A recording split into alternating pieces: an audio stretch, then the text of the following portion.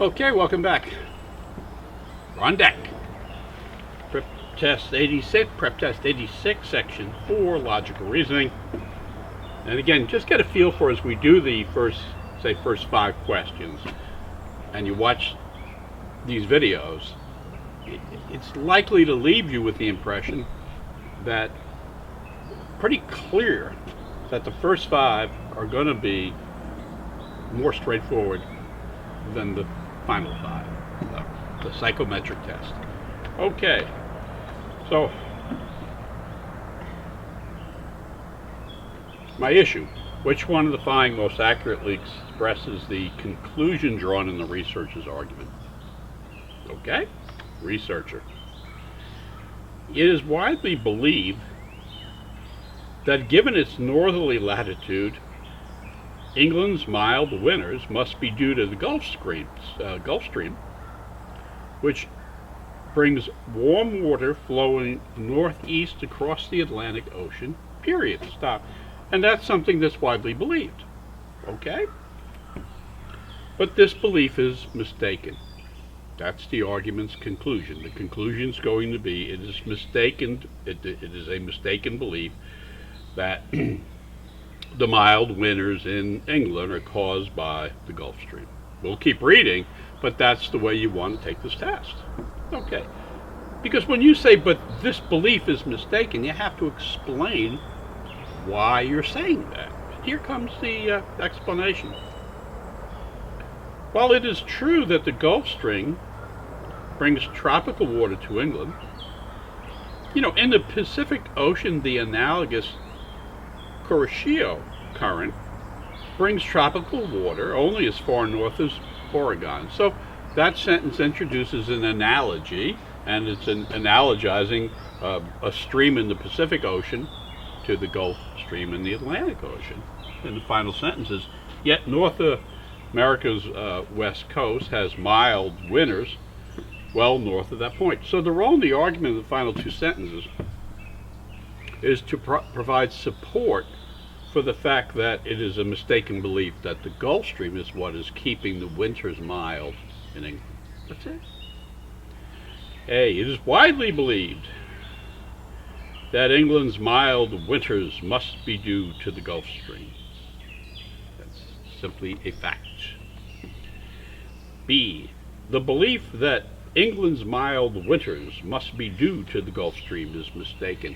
Again, it's a psychometric test. You want to be lawyers. If you're reading C, D, and E, you're losers. Don't do it. B is the answer. C. It is true that the Gulf Stream brings tropical water to England. It's a fact. D. In the Pacific Ocean, the Kuroshio current brings tropical water only as far north as Oregon. That's a fact. Support of the argument's conclusion that the mistaken belief about the Gulf Stream. And E. North America's west coast has mild winters well north of Oregon. Again, that's a fact. So the answer to question number 1 is B for Brutus. Question number 2. The dialogue provides the most support for the claim that Edgar and Janet disagree over. Okay, let's find out. Edgar: nurses who have been specially trained in administering anesthetics should be allowed to anesthetize patients without having to do so under a doctor's supervision. I got it? After all, anesthesia has gotten remarkably safe in recent decades. So Edgar's position is clear.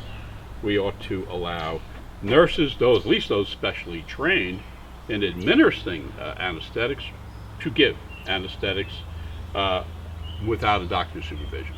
Got it. Janet: although it's true that although it's true that nurse anesthetists receive excellent training, only doctors have the broader medical training to handle the rare emergencies that can arise. So if you're looking for what they disagree about, it's got to involve the doctors, because they're agreeing that the nurses are well trained.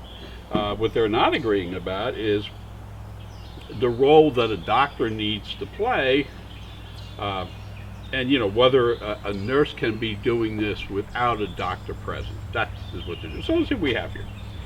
A, do they disagree that nurses should ever be allowed to anesthetize patients? No, they don't disagree with that. The question is, should a doctor be present when it's done? B, do they disagree that emergencies that can develop from anesthesia are rare? They don't disagree about that.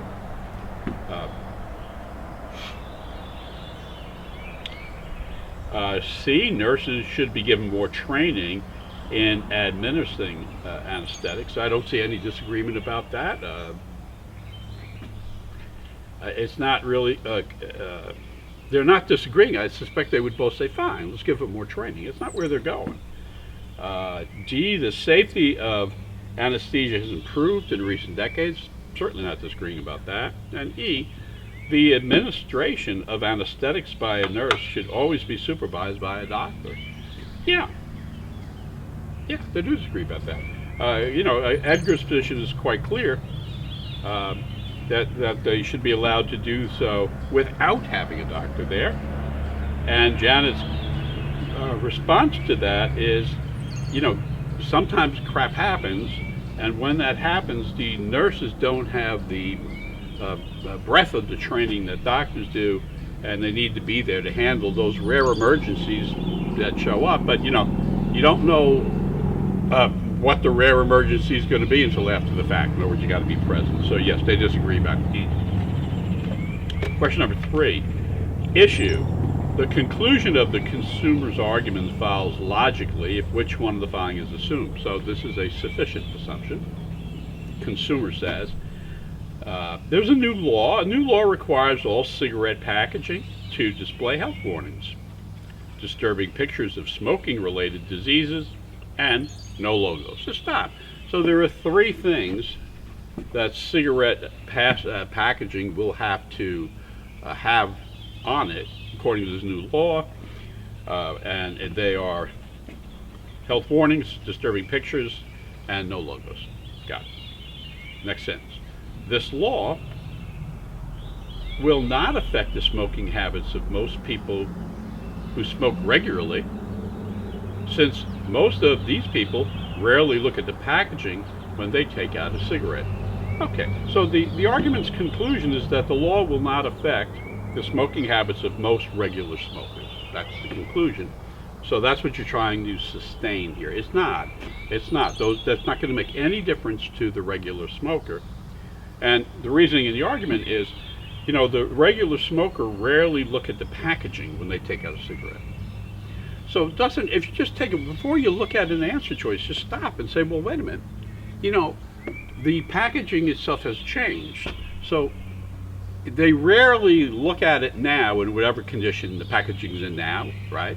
So if I assume that doesn't change, in other words, if I assume that the regular smoker treats the new packaging the same way they treat the existing packaging, well, then their habits aren't going to change. And how do they treat the existing packaging? They don't really pay attention to it. So the assumption is likely to be, and again, I'm not trying to get the exact words, but I'm certainly comfortable I'm in the neighborhood, right? That, if you assume that the regular smoker pays no more attention to the new packaging than the old packaging, nothing will change. So that's going to be the answer. Now I need to pick out the writer's words. A, if implementing certain regulations on the packaging of cigarettes would affect the smoking habits of those who smoke cigarettes regularly, these regulations should be implemented. Well, that's a great recommendation, but that's not got anything to do with the argument, which is we're trying to establish definitively that the new packaging doesn't change anything. B, if those who regularly smoke cigarettes look at disturbing pictures of smoking-related disease frequently, it is likely to affect their smoking habits. Well, one, we don't have that because we don't have people who regularly smoke cigarettes looking at the packaging. But if they did look at the packaging and it made them less likely to smoke, then it would defeat the conclusion. C, almost all people who smoke regularly, I'm sorry, almost all regularly smoke cigarettes are already familiar with the risks that smoking poses to the health. So if you're already, some people who regularly smoke cigarettes are already familiar with it, that's not going to change anything. They're familiar with the risks. That's got nothing to do with the packaging, which has changed. D, the new packaging cannot affect the smoking habits of people who regularly smoke cigarettes unless they frequently look at the packaging when taking out cigarettes. And that's, yeah, if that's true, then we have validated the conclusion that most people aren't going to change, because most people who smoke regularly don't pay attention to the packaging. So D is going to be the answer. E says, most people who regularly smoke cigarettes would be unable to describe the logo of their usual brand of cigarettes if asked to do so. Who cares? The question is, did this change your smoking, right? The answer to that needs to be, it does not change your smoking. Okay. So the answer to number 3 is D for Drusus. Question number 4. Young responds to Warner's argument by. Okay, we'll see what happens here. So first we're going to hear from Warner, and then we want to say, so, when you say responds by, it's sort of, what was the technique? So I heard this person, and then I used a argumentative technique to respond, and that's what I'm trying to identify. What was that method I used, method of reasoning or argumentative technique? So here's Warner. Warner says, until recently, most competitive swimmers were high school or university students. Stop. So he's saying if you're a competitive swimmer, you were in high school. And I'll tell you what, let's hold it there, because I hear some yard work that may be moving in. So we're going to hold it on questions 1, 2, and 3, and we'll come back to question number 4 in the next video.